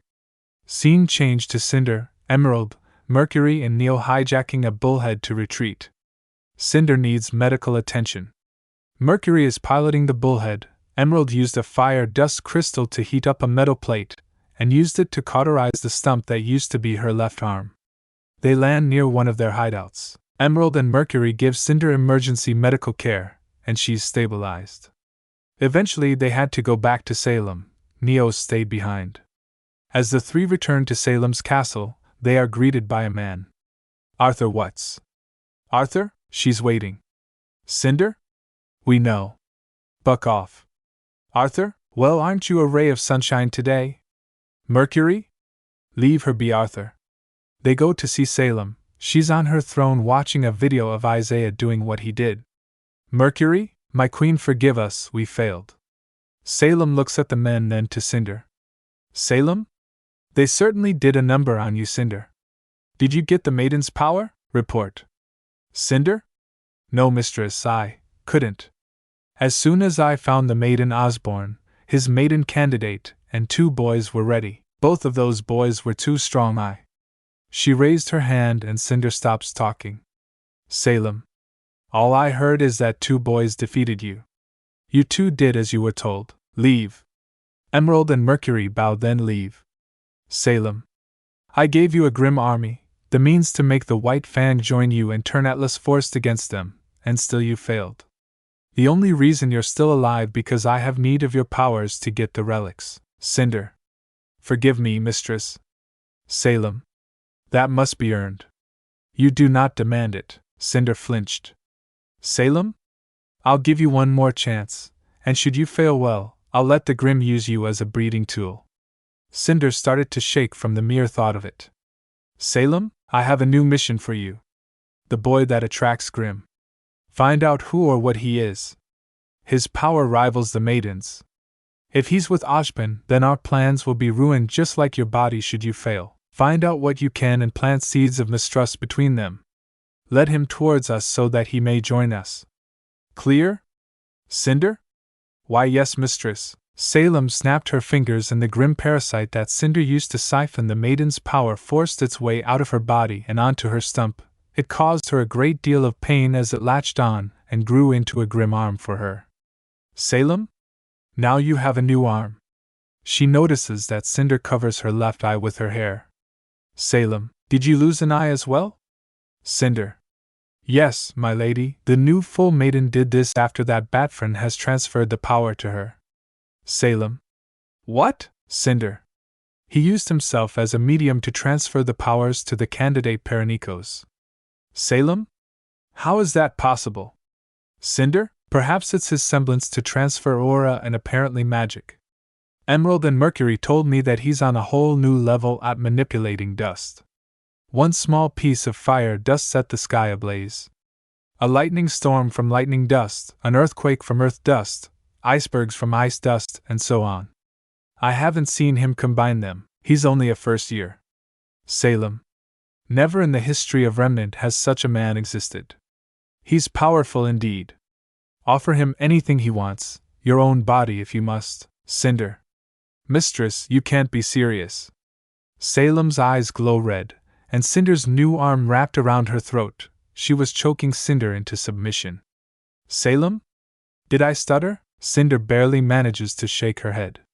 The grim arm unwrapped itself, and Cinder is finally allowed to breathe. Cinder? No, mistress, I won't fail you again. Salem, see to it that you don't. She calls upon a grim, a small nevermore. She takes out its eye and places it where Cinder's eye used to be. She screamed from the pain but didn't resist. Salem, rest for now, I'll call you when you're needed. Cinder. Yes, mistress. Scene change. Issei, John and Purra are sitting with Osborne. Ironwood joined them. Osborne. I'm glad you're staying in Vale. We have work to do. Ironwood. Indeed we do. Mr. Hyodo. Who or what are you really? Issei. An ally under certain conditions. Ironwood. Such as? Issei. Weiss's father is putting pressure on her to stay in Atlas. She fears he may stop the dust supply to Vale. I would like for you to stop him from causing chaos and let Weiss return to Beacon once repairs are complete. In return, I can be your ally as long as you do right by everyone, and you can tell us who she is. Ironwood. A large demand for something so little. Issei. I showed you what I can do with one sword and a few dust crystals. Ironwood. You're strong, yes, but you're not invincible. Issei. True, but I never said that what you've seen so far is my limit. Everyone, watch. Boost, boost, boost, boost, boost, boost. He fires off a dragon shot going at supersonic speeds. It hits the mountain, and it looks like a small nuke went off. They couldn't believe their eyes. Issei could basically destroy cities if he so wished. Atlas is recovering from the recent hacking of your forces. Should you choose to help the Faunus, your image will improve along with their quality of life. Ironwood. Hu Zhakshni owns the company, and if he thinks we are against him, then we lose our dust supply too. I say, then investigate his mining operations. If the rumors about his Fauna's abuse are true, then arrest him. You can seize the mines. Not like anyone really cares for him. These are non-violent, non-negotiable terms, General. I'm only asking you to do the right thing. The maidens are real and one is right next to us. We need to know what else is out there. Then and only then will I tell you who I really am and what I can do to help. Para. General, if I may ask, how are the maidens linked to these artifacts, and what are they? Each maiden can unlock one vault that contains the relics. The Lamp of Knowledge, the Staff of Creation, the Sword of Destruction, and the Crown of Choice. Whoever has all four can change the world and summon the gods back to Remnant, where they shall pass judgment upon humanity. If they change for the better, then they will be allowed to use magic again. If not, then death comes. Ojpin, there's a woman who wishes to use them for the latter. Her name is Salem. We tried to stop her many times, we only delayed her each time. Which is why milliseconds. Nico, she'll stay by her team. She and Mr. Ark are excellent partners and stand a good chance of defeating anyone she sends after her. They say, how is one single woman a threat? Ojpin, she controls the Grim. John, how is that possible? Ojpin, we don't know. Where can we find the relics? Ojpin, under each of the academies. John, which one should we look for first? Ojpin, the Lamp of Knowledge. It's hidden under Haven Academy under Headmaster Lionheart's protection. If the enemy gets the lamp first, then we can just surrender and lick her shoes clean for the rest of our lives. Hurrah! So when should we go after it? Ironwood. In due time, the two maidens which are MI are the ones who can open the vault under Haven and Beacon. We don't even know who they are. You can't open one until you have all of the powers of the Fall Maiden. John. Salem has Cinder helping her. Who else? Ojpin, Emerald Sustrai, Mercury Black, Neapolitan and Roman Torchwick so far. Issei. Roman is dead, he was eaten by a nevermore ride in front of Ruby and I, Ironwood. There's also a former Atlas scientist within their ranks, Dr. Arthur Watts. A brilliant but corrupt man, only he has the skills to do what he did to my forces. John. There's something that's been bugging me for a while, General. Ironwood. Yes. John. It's about Penny. She's not human, she's an android. Ironwood, so you saw? Pura? Yes, she died because of me. Ironwood? Relax, Mark is right. She's an android and can be repaired. Pura? But how does she have aura? Ironwood. That's something only her creator knows. Pura. Ruby is devastated by what she saw. Can you bring her back? Pura slumped cause of her guilt. John held her hand to calm her. Ironwood. We can try. It was mostly external damage, so I think it'll be okay. John. There's something else. I saw a flash of silver light come from her. Osborne. Strange. A part of her semblance. Issei. Who knows? Ironwood. Not I, Issei. Questions for later, I suppose. So what do you say, General? About the terms? Ironwood? Give me some time to think about it. I have to see if it's possible to stabilize dust the way to describe it, Issei. Very well, but I want both Team RWBY and JNPR here with us. Ironwood. We'll see about that. You three students have proven to us that you can handle things like adults at such a young age. You have the best intentions, but as for the rest, I'll be the judge of that. I see. Very well, it's only fair. Hurrah. I don't feel comfortable leaving the others in the dark like that. Ojpin. They'll understand when it comes to the big picture. John. We hope so, Ironwood. This info cannot be leaked to the public. If it is, then widespread panic will attract Grimm in numbers we can't imagine. This is not just for the safety of your friend, but everyone. Pura, we understand, sir. After the meeting, they part ways.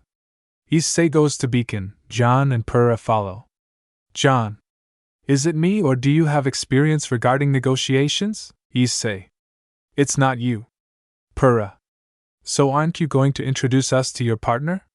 We heard his voice. Issei. Say yeah? It's about time. Greg? Greg? Greetings, Knight and Spartan. Pura? Hello, John. Pleased to meet you, Greg. Greg? Likewise. I'm sure you have questions. John? True, may we ask you some? Greg? Yes. But I can already guess which ones you have. First one. I'm Greg, I help Issei operate this gauntlet as you have already seen. As to how is far too complicated to explain, so just go with it.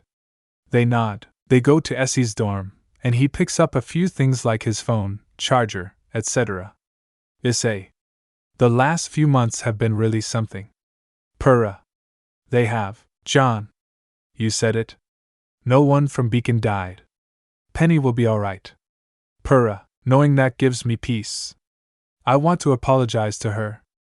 Issei. She'll just say that you don't need to apologize. I'll see you love birds around, Weiss. You're not leaving without saying goodbye, are you? The three hear Weiss and face her, they then see Ren, Nora, Ruby, Blake and Young. They say. You say it like I'm the one leaving for good, twice. Thank goodness that's not the case. Young. Oh, did her cold heart finally melt? Twice. I won't miss your horrible puns, that's for sure. Blake. Once an ice queen, always an ice queen. Twice. Sigh, so I say, where will you go? I say. Not sure yet, I've talked to the general. If he accepts our deal, then I'll go to Atlas. Osborne says that I'm free to go see the world as long as I don't cause trouble in the meantime. Blake. Why not visit Menagerie? We need to change the name. Ruby? You two have been getting awfully close lately. Everyone nods. Blake. As a fellow faunus, it's only natural. If he goes to other places, then he'll face discrimination. They say, if I can get some peace and quiet, then sure, I'll fit in. It'll be nice to meet other people. Twice. Yeah. I really don't want to leave. I say. Once beacon is fixed, we'll think of a way to bring you back. Besides, after seeing Flint and Neon from Atlas, safe to say they have some cool people there too. Bran? Most of the students have already left. They say? You know the cafeteria is still intact. John, have lunch together? Sounds good. They say? Maybe we can have fireworks later at night. Unless you guys book the next bullheads to your destinations. Nora? We'll take the last one. There's no rush. Greg. Make use of the day, waste not a single moment together. rwby. Ren and Nora jumped from the sudden voice speaking. Issei. Nice one. Greg. Didn't mean to startle you all. I'm Greg, Issei's partner. After the introductions, they all make lunch together and eat. Issei plays some songs they never heard before and they loved it. Ren noticed Issei's phone. Run, I say, what kind of device is that? I say. Oh, this old thing. It's a smartphone. Its technology is outdated, but it's the same as a scroll. Ruby? How does it work? There must be a lot of differences. I say. I'll show you. He turns it on and shows them how it works. They saw his playlist, the camera quality, the processing speed, sound quality, different apps, etc. Nora. Which app is this? She taps on the images icon and a picture of Issei together with the rest of the DXT team and extended family. He immediately closed the app. Issei. That is the image gallery. All photos and videos are stored in there. Ruby. Those people are they? Issei locked his phone and clenched his fists. Divide. Issei. I don't want to talk about that. It's a long story. It'll ruin the mood, so just let it go. Issei. Okay, so ignoring what just happened, we got time to spare. What do you guys want to do, Lake? We could just hang out here. Yang. Don't you mean Yang out here? Finger guns, Lake. Issei. Give me the red katana. Issei. Here you go. He gives her the katana and she starts jazzing Yang. rwby. Now that's a katana. Weiss. Hey Issei, there's one song in particular I like, can you send it to me? Issei. Which one? They go through his music list until Weiss finds the song she needs. Weiss, this one. I'd like to sing it one day. I say. You can sing. Weiss, not to toot my horn, but yes, I took lessons. Pura. We'd love to hear you sing one day. Weiss. Just name the time and place. Nora. We're gonna hold you to that. Bran. Those two are still at it. Yang is jumping off the walls, running under the lunch tables, etc., while Blake is cutting down every obstacle. They say. Glad Professor Goodwitch isn't here. Everyone? Ditto. For the rest of the day, they had an all-out sparring match, no allies, one against everyone. By nightfall they had dinner together. Issei almost crushed fire dust into his hands and used it to create fireworks. They started to pour their aura into small dust crystals like Issei does, but they aren't having any luck. Gang. Hey best buddy. Show us how you use dust with your bare hands, Issei. Sure, you have to pour your aura into it.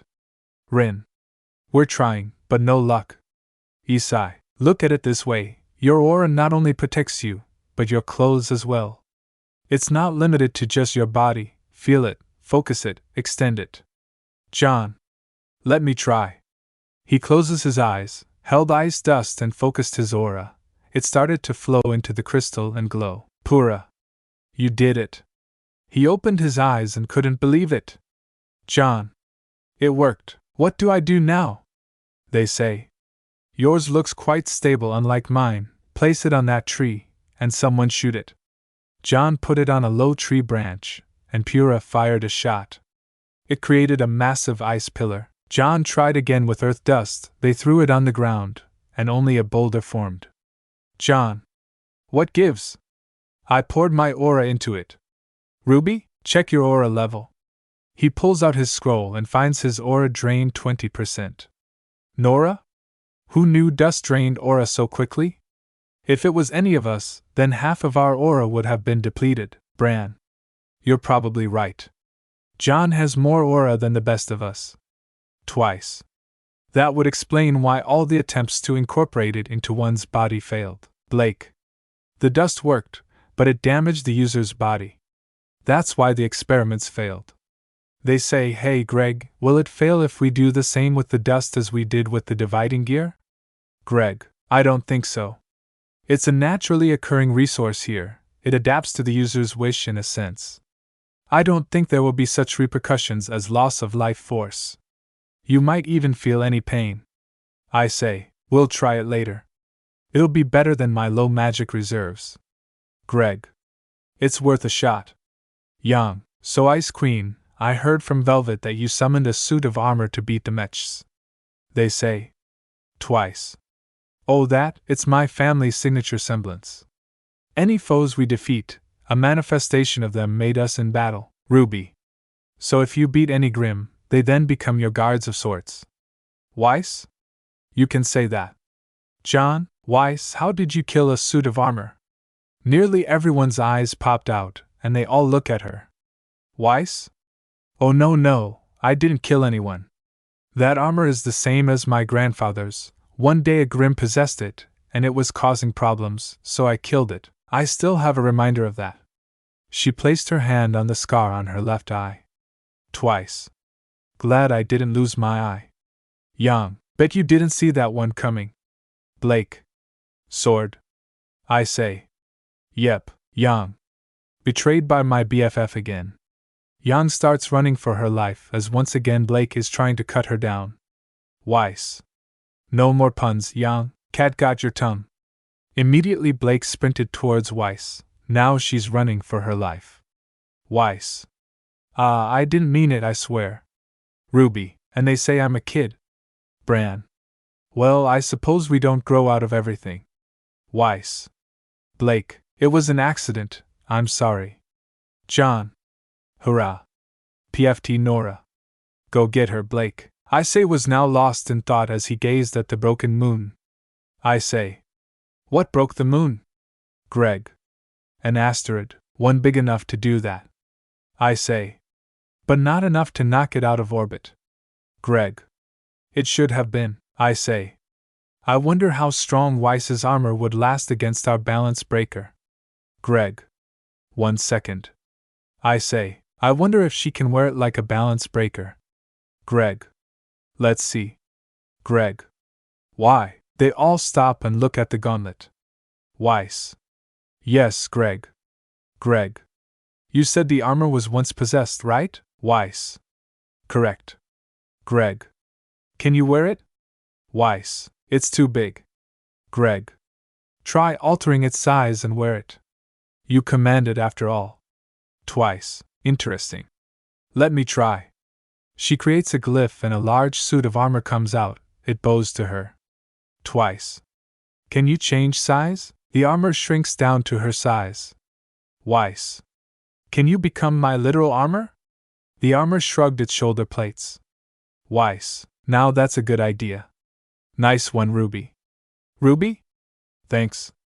Weiss make the armor disappear, then create another glyph. She walks through it and it worked. Weiss is now clad in armor. Nora. Wow. Rennie, did you see it too, or is this a food-induced hallucination? Bren. It's really happening. You're good, Nora. It's not a hallucination. Ruby, are you gonna give it a name? Weiss. I'm not sure. Greg. How about Balance Breaker? Issei smirked. Weiss. What do you mean? Greg. It means that whenever you use it, the balance of battle will be in your favor. Let's see if you can change the armor to suit your teammates, or your summons. Twice. I can only summon one thing at a time so far. Greg. Very well, keep training and you'll be able to do that and much more. Ruby. Let's test it out. Twice. Weiss. You got it, Ruby. Ruby uses her scythe to try and slash her. Weiss blocks using her broadsword and her rapier to stab. Ruby dodges and fires off a few shots. They hit her armor, and minor cracks are visible. Yang jumps in and tries to punch Weiss. Weiss grabs her fist and single-handedly throws her towards Ruby. She crashed into her sister, and their aura flickers. Weiss. Are you two okay? Jan gave her a thumbs up. Ruby groans. Blake. That's a yes. Issei. So you've become more durable, physically stronger. Contrary to your appearance, twice. I can't tell if that was praise or an insult. Issei. An observation. For example, Ruby here is the youngest and people underestimated her. She took advantage of that and showed them who's boss. Ruby? Exactly. Issei. Weiss, you're the type who use strategy and dust. Close-up fights against power types with high endurance isn't a fight you can easily win, but with this new technique, you have both brains and brawn. Weiss? Wow. Thank you. Issei. Let's continue testing your limits. Let's see how well you can fight our champion, Para. Don't hold back, Weiss. Weiss? It would seal my fate if I did. They start sparring, and it's quickly deduced that they are evenly matched. Weiss, however, needed to change her fighting style when wearing that armor. Para won by exploiting her inexperience using her armor and broadsword. She won in the end, and Weiss's armor disappeared. Weiss. My aura ran out far later than I expected. John, maybe it's because you were only using it to keep the armor on and enhance you, the rest was all you. Pura. That's what it looked like to me. John. Weiss, do you want to keep going? Weiss. Out of aura, can't use balance breaker. John smirked, he used his semblance and restored her aura. Weiss. Wow, Issei and Pura taught you well. Pura. You should have seen him during the battle. Issei. Alright then, Weiss, do you want to fight or do you want to show Atlas who their new champion is? He sees a bullhead coming towards them. Twice. I like the second option. I want to show Winter and my family what I can do, I say. More like teach her a few things. Weiss had a massive smile on her face. Weiss. I'm going to show her who the real Ice Queen is, Rin. She admitted it. Yang. She's finally facing reality. Weiss. I hate you guys so much and I love you all too. The bullhead lands near them and it's for Weiss. Winter comes out. Winter. Time to go, Weiss. Weiss. I know, sis. Winter. Sis. She's not as uptight as she was. Winter? These must be your friends. Weiss? They are. Gonna miss you guys. See you around. Issei gets a message from Osmond saying that Ironwood agrees to his terms, but wants him to help in any large-scale emergencies in Atlas. He looks up at her and smirks. They say, sooner than you think, don't forget to call. Ruby? Yeah, let us know if anything is bothering you. Pro watches as a crow in the trees. Twice, sure thing. Group photo. Everyone gets together, and they take a photo. Twice. Take care, guys. They have a group hug. She picks up her things and boards the bullhead. She waves goodbye with a smile. It closes its doors and takes off straight to Atlas. Winter. You've changed. Twice. Yeah, I guess I have. Winter. You have good friends. Twice. Yeah, I'm happy. Hey, Winter, I got some things to show you once we're in Atlas. Winter. Oh, do tell. Twice. Oh, you love it. Winter. She's giggling. Should I be worried with everyone else? Crow comes out of hiding. Crow. Hey, Petal, Firecracker, let's go. Your dad and Zwei are waiting for us. They say take care, you two, Yang and Ruby. You too. They part ways. Team JNPR go to stay with John's parents. Lake, so it's just us now. Menagerie is a week-long boat ride from the port in Vale. We can go to the south and get a boat from there, but that's a full day of flight. I say, really? I can fly us there, Lake. Wait, what? I say. I can fly us there. Lake, I say. You may be a bat, Fraunis, but even you can't fly for that long. I say. We'll make a few stops in between. Sightseeing sounds therapeutic after Lake. Cutting down our kind. Issei. Blake. I'm kidding, just like you did about you flying us. They made their choice and you protected us. Issei. Oh, but I'm not kidding about me flying us to the south. Her ears dropped, and eyes widened. Blake, what? He picks her up bridal style and flies south. Blake. Team JNPR could hear her cries turned into laughter. Nora, is that Blake screaming or a cat dying? Nora. It's just Blake. John? I'm guessing Issei is flying her south to Menagerie. Bran? Most likely. Team JNPR reached their destination in 30 minutes. Ruby and Yang go back to patch with Crow. Weiss made it to Atlas in a few days. When she was there, she joined Atlas Academy. She had to go through annotation via combat. As Atlas accepts the truly skilled, her sister was watching. Weiss fights one of the ace ops named Vine.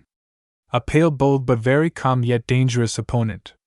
If she can land a few hits, then she's in. Weiss looks at her sister and smiles. She creates a glyph, one her sister recognized. Weiss. Balance break. She goes through the circle and emerges wearing armor. Winter nearly lost her composure. The crowd loved it. She charged at Vine, who is an elusive opponent, but Weiss's gravity glyph put him in place. He tries guns and dust on her, but no luck. Even his semblance, which allows him to create hard aura vine-like extensions from his limbs, couldn't do much against her strength. She took him down and won. Winter? That's what she meant. Way to go, Weiss. She cheered on. She stopped caring about formalities for a split second and shows how proud she is. Weiss was later requested to sing. She sang the song Issei shares with her. This is the first time she sang it, and the first time anyone heard it. They cheered her on. It became a hit in Atlas. Winter saw Weiss grow so much in Beacon in just a few months, more than she herself did in 4 years at Beacon. She went to the general. Winter. General, I have a few things I need to discuss with you if you have the time. Ironwood. I have time. What's on your mind, Winter? It's about my sister. Ironwood. Forgive me for cutting you off, but you want her to go back to Beacon once it's finished with repairs. Winter. Yes, sir. Ironwood. She will. It's part of the arrangement unless she wishes to stay here. Winter. What arrangement, sir? Ironwood? One of the students there is more powerful than an academy full of students, and then some. You heard of the Devil of Beacon? Winter? Yes, sir. Ironwood? Well, I made a deal with the Devil. In exchange for his alliance with Atlas, Weiss can go back to Beacon without shock, threatening to cut off the dust supply to Vale. Winter?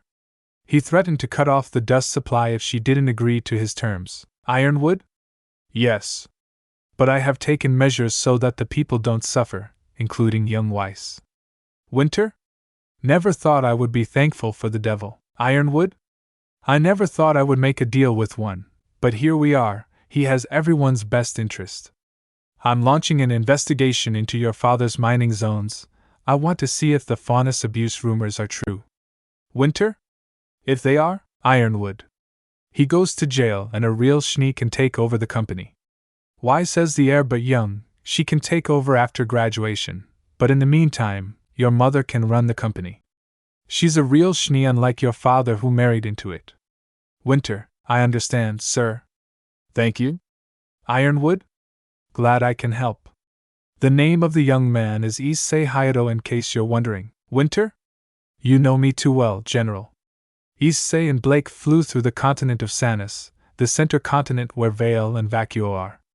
They killed Grimm, went sightseeing, trained together. After a few days they reached the port. They got on a boat and headed straight for Menagerie. During the voyage, it was getting dull, so Issei played a song which they quickly learned and sang. Even Blake enjoyed the catchy rhythm and sang along in the end. Issei would pass the time fishing and caught a few. Blake nearly drilled. Issei noticed her looks of hunger for fish. He made sushi and taught the crew. It minimized cooking. Blake loved sushi. She ate too much the first day and had to go lie down. The waves swing the ship didn't help. Issei stayed by her side, caressing her ears to soothe her unease until she fell asleep. The next morning. Blake. Groans. I ate way too much last night. Issei. Morning sleepy head. How do you feel? Blake. Better. She gets out of bed and stretches. Issei was cleaning Ascalon. She looks in the mirror. Blake. I got fat. Issei nearly cut himself at the sudden announcement scaring him like that. Issei, damn. Scare everyone else into the afterlife, why don't you? Blake. I got fat. Issei, Blake. Issei. If you're waiting for me to disagree, then we'll be here all day. Blake. I blame you and your delicious cooking. She pounced on him and pinned him to the bed. Blake. You're taking responsibility for this, mister. He smiled and pulled a 180 on her. Now he's on top the bed, and she's the one who is pinned. I say, you say it like I got you pregnant. She blushed. I say, and you're the one who wanted to eat more than usual, kitty cat. He gets off of her and stands by the door. She's still blushing. I say, I'll be on the deck. You can have all the privacy you need to change. We'll reach Menagerie tonight, so I'm going to enjoy the morning breeze. He walks out the door and closes it. She's still blushing. She puts her hand on her abdomen. Blake. I do look like I have a bun in the oven, damn it, young. Your stupid jokes are messing with my head. Yeah, I did eat too much. Nothing a little exercise can't fix. She changes clothes and freshens up. She meets Issei in the main deck, and they chat to pass the time. Blake didn't eat breakfast as she felt full from last night. Issei. So are you happy to see your parents again? Blake. I am, but I'm not sure if they'll feel the same. Issei. Blake. After the white fang started to become more extreme. My parents left. The men are marked as traitors. I stayed with the white fang and committed my fair share of crimes. They're probably disappointed. They love you, they'll be happy to see you. I'm sure of it, Blake. Thanks, I say. She wants to hold his hand when the ship felt a small shockwave go through it. I say. What the? Did we hit something? Lake. Let's see. They and other people look as well. They don't see anything that they could have hit, but see a serpent-like figure moving in the water. The people started to feel scared. They say. Everyone get inside now. A large splash is heard and they see a shadow on the deck. They look to the thing creating it. It's an Eastern dragon grim. The people started to panic. The dragon grim opened its jaws to eat them, but its teeth were cut off by a slash. Issei flew up and landed on its face. He grabbed its whip-like whiskers and pulled on them. The dragon roared and going its head in all directions to throw Issei. He didn't let go. Blake used her weapon to shoot the grim in the chest. It was wounded, and the dragon spread its wings. Blake threw her weapon and pierces the dragon. She held on to the ribbon attached to her weapon. Both took a ride. She had gotten used to flying thanks to Issei. The dragon went straight up and then straight down towards the ship. Issei, not on my watch. He pulled back in the whip whiskers and forced the dragon to pull up. Issei. Blake climbs up and gets on the head. Blake, are you insane? I say. Would I be doing this if I was sane? Blake. Let's just kill it, I say. Okay. Issei stabs the head with earth dust and boosts. Issei. Shoots the wings. She fired at the wing joints connected to the body. The dragon can't use its wings now and is slowly falling. Boost, boost, boost, transfer. He transfer power to the earth dust. He grabs his sword and Blake then jumps off. The dust blows up and there were spikes of earth and stone coming out of the dragon's head. It starts falling and dies. It disintegrates as it sinks into the water. The two land and are hailed as heroes. The captain told them that their next ride is free. By night they reach Menagerie. They go to see Blake's parents who live in the big house at the edge of the small but highly populated town. Issei. You sure it's okay for me to be here? I can go elsewhere if I'm bothering them. Blake. It's fine, Issei. You're worrying too much. They'll be happy to meet the man that took Adam down. Snaps fingers just like that. Issei. Alright if you say so. Blake isn't as nervous as she was in the boat. She knocks on the door and a cat, Francis, who looks like an older version of Blake, opens the door. Blake. Hi, Mom. Holly. Blake. Oh, it's so good to see you. She notices Issei standing behind Blake. Holly. And who is this young man? Issei. I'm Issei. Hi, Otto, ma'am, a friend of Blake's and her teammates. Nice to meet you. Holly. Pleased to meet you, Issei. I'm Kali Belladonna. Blake's mother? Who's at the door, honey? Holly. Dear honey, Blake came home and she's brought a friend. Come on in, you two. It's a boy, isn't it? His tone now dead serious. They enter, and so does a 7-foot hulking frond is made of muscle. Blake, hi Dad. Vera. Ho. Blake, welcome home. He hugs his daughter, and with his wife, he basically kittened them up to meet him eye to eye. Blake. Good to be home. Vera. And who is this? Ira. I'm Ira. Belladonna. I'm a friend of your daughter and her teammates. I apologize if my presence ruined your family reunion. Ira. He's well-mannered. Doesn't seem to act like a horned dog, unlike most kids his age. Let's see what you're up to, boy. He puts his wife and daughter down. I'm Jira, chief of this village. I see. That is a village. It looks like a town to me. I see. Yes, it does by the high population, but it's actually a village. I see. Makes sense. Vera. So tell me about yourself. I see. Care to join us for dinner, I say? Thank you, sir, but I don't want to impose. Vera? Well-mannered boy indeed. I let him stay. Vera? Nonsense, my boy. Join us, I say. If you insist, sir. They sit down. Holly? So any hobbies, I say? Well, there's cooking, dust experimentation, and I enjoy spending time with my friends, including training together. Holly?